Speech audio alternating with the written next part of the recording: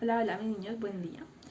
Para la clase de hoy de Ciencias Naturales vamos a ver un tema nuevo, vamos a ver el calor. Resulta que hace muchos años, millones de años, y desde un inicio, el ser humano siempre ha buscado diferentes medios para proporcionarse calor. Inicialmente, ya hace algunos años, muchos años, el hombre pasaba periodos muy largos durante el día exponiéndose a los rayos del sol para que en la noche ese calorcito que adquirió durante el día se le pueda mantener durante la noche. Ya más adelante, cuando el hombre descubrió el fuego, lo cuidó celosamente. ¿Por qué celosamente? Porque se dio cuenta que el fuego no solo servía para cocinar o preparar los alimentos, sino también proporcionaba calor. Entonces, decimos que todos los objetos, se encuentra el calor, aunque estos parezcan fríos. ¿Listo? Muy importante, el calor se encuentra en todos los objetos, aunque estos parezcan fríos. Es entonces que las partículas que forman dichos objetos o sustancias no están quietas, siempre están en movimiento. Resulta que el calor se produce por el movimiento de las partículas que forman un objeto. Muy importante, el calor se produce cuando las partículas de un objeto o sustancia están en movimiento. ¿Listo? ¿Qué pasa? ¿Cierto? Nosotros sabemos los tres estados de la materia: sólido, líquido, gaseoso. Cuando tenemos un objeto o una sustancia sólida, resulta que esas partículas vibran en un solo lugar, mientras que en los líquidos y en los gases se mueven con mayor libertad. Entonces, esas mini partículas se están moviendo en los objetos o sustancias líquidas y gaseosas. ¿Listo? Pero ¿por qué pasa eso? Resulta que a mayor velocidad en el movimiento de las partículas de un objeto, más caliente se pondrá este objeto. Veamos un ejemplo.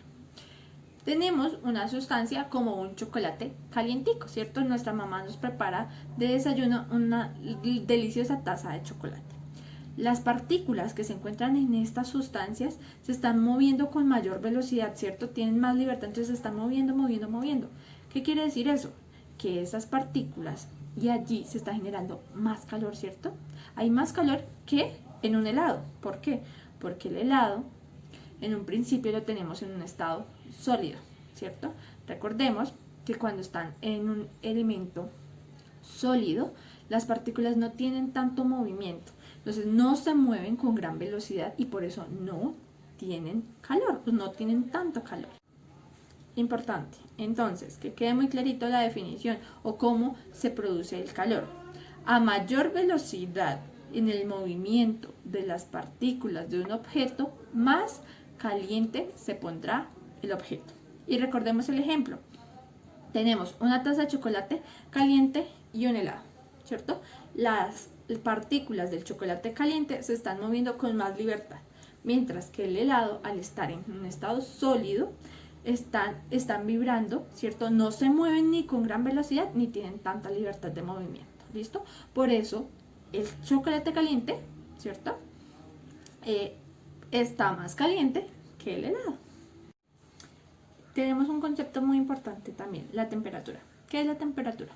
Resulta que a veces cuando nosotros nos enfermamos, ¿cierto? Nos llevan al médico porque tenemos alta la temperatura o tenemos fiebre, que llaman algunos papitos.